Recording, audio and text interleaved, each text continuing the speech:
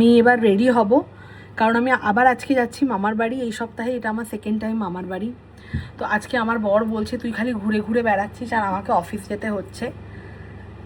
তো আমার কাছে আমি যেটা দিয়ে শুরু করব রেডি হওয়া, সাজগোজের কিচ্ছু নেই, সামান্য স্কিন কেয়ার করে বেরিয়ে যাব। তো আমার অ্যাকচুয়ালি এই সমস্ত জায়গা ড্রাই স্কিন হয়ে গেছে, আগের ভিডিওটায় বলেছিলাম, খুব খারাপ অবস্থা। সেই জন্য আমি শুরু করব মানে এই রোজ ওয়াটারটা দিয়ে। আমি কয়েকদিন টি লাগানো মানে টি টোনার লাগানো আর গ্লাইকলিক অ্যাসিডটা রাখা মানে লাগানো বন্ধ করেছি, কারণ আমার স্কিনটা এত সেন্সিটিভ হয়ে আছে এই কদিন ধরে যে সামান্য ময়শ্চারাইজার লাগালেও প্রচণ্ড জ্বালা করছে। তাই আগেই রোজ ওয়াটার দিলাম যাতে স্কিনটা একটু কাম ডাউন হয়ে যায়। তো আমি আগে একটা ভিডিওতে বলেছিলাম যে আমার কাছে নাইকা থেকে B12 এই রিপেয়ার কমপ্লেক্স পিঙ্ক কালারের যে ময়শ্চারাইজারটা মিনিমালিস্টের, ওটার একটা স্যাম্পেল এসেছিলো। তো আমার বেশ ভালো লাগে, তো ওটা আমি আবারও কিনবো। তো ফাইনালি আমি কিনে নিয়েছি এটা। এটা সম্ভবত 100 গ্রামস রয়েছে এটার মধ্যে, আর এটার দাম নিয়েছে, 1 মিনিট দেখে বলছি বাবারে, এই যে না, এটা 50 গ্রামস রয়েছে, এটা 50 গ্রামস রয়েছে, আর এটার প্রাইস হচ্ছে 399। আর আমার মনে হয় যে আমার আরেকটু সান প্রোটেকশন ইউজ করা উচিত, কারণ আমার এইখানটা ড্রাই হয়ে গেলেও এমনিতে আমার ভয়ঙ্কর অয়েলি স্কিন। আর সেই কারণেই আমি জেনারেলি গরমকালে কিচ্ছু লাগাতে পারি না, কারণ সারাদিন তো আমরা কেউ এসিতে বসে থাকি না, সারাক্ষণই ঘরের মধ্যে ঘোরাফেরা করতে হয়। তো যাই লাগাবো মুখে হু হু করে ঘাম হয়, তেল বেরোয়। তো সেই জন্য আমি সানস্ক্রিনও ইউজ করছিলাম না ঘরের মধ্যে, কিন্তু স্কিনটার এত খারাপ অবস্থা আমি ভাবলাম আমাকে ইউজ করতেই হবে। সেই জন্য একটা ম্যাট সানস্ক্রিন কিনেছি। এটা হচ্ছে রিইকুইলের ম্যাট সানস্ক্রিন, ভাবলাম দেখি লাগিয়ে কেমন হয়। তো আজকে যখন বেরোচ্ছি, আমার কেনা রাখা ছিল, ইউজ করা হচ্ছিল না, কারণ ঘরে করব করে করা হয় না। তো আজকে বেরোচ্ছি বলে ভাবলাম একদম সুন্দর করে সানস্ক্রিন লাগিয়ে বেরোই। তো প্রথমে আমি যেটা ইউজ করব একটুখানি হাইলুরনিক অ্যাসিড, কারণ স্কিন ভয়ঙ্কর ড্রাই হয়ে আছে, তাই জন্য একটুখানি হাইলুরনিক অ্যাসিড নিয়ে নেব, ব্যাস এইটুকুই নেব। সিরামটা মোটামুটি স্কিনে অ্যাবজর্ব হয়ে গেছে, এইবার আমি ময়শ্চারাইজার লাগিয়ে নেব।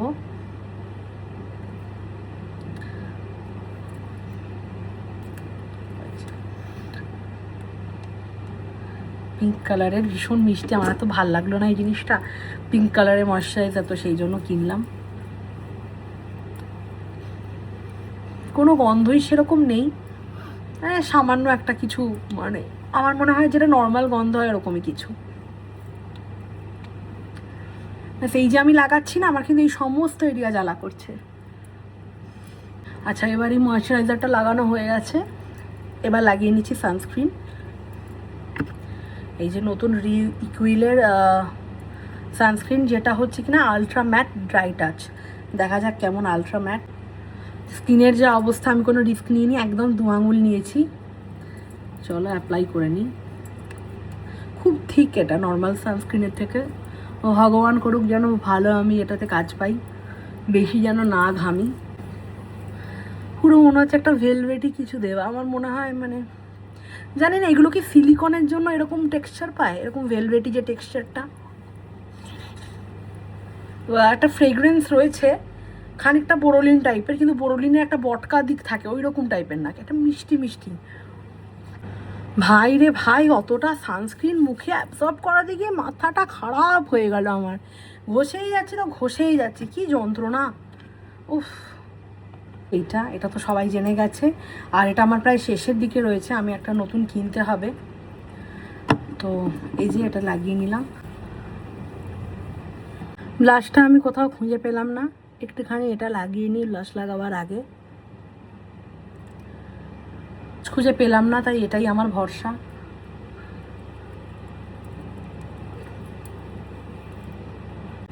সাইনাস আছে বলে কিনা জানি না, আমার প্রচণ্ড নাক চুলকোনোর সমস্যা আছে।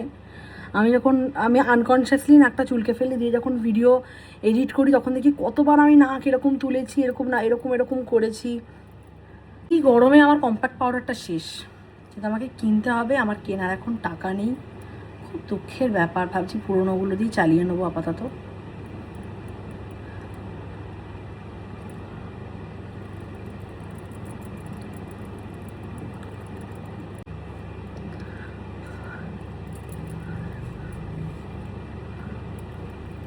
এবার আমি বের করেছি পুরনো কম্প্যাক্টটা, যেটারও তথই বছর অবস্থা, পুরো ভেঙে গেছে ভেতরে। আবারও তো ব্যবহার করতে হবে, কিছু করার নেই।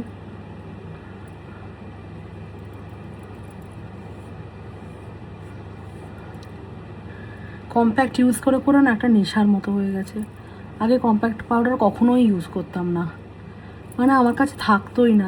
যবে থেকে দেখেছি যে এরকম সুন্দর এফেক্ট হয়, আমি আর ছাড়তে পারছি না। এবার লাগিয়ে নেবো কাজল আর মাস্কারা। আমার মাস্কারাটার অবস্থা খুব খারাপ আমার ছেলের দয়ায়। চলো মাস্কারার পালা।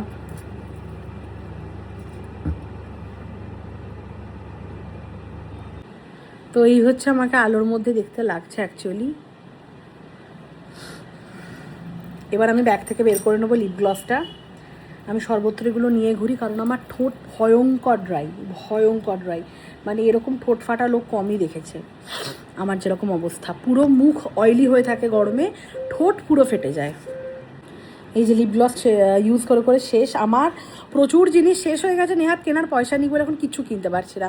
এগুলো সব একটু একটু করে জোগাড় করে করে কিনতে হবে।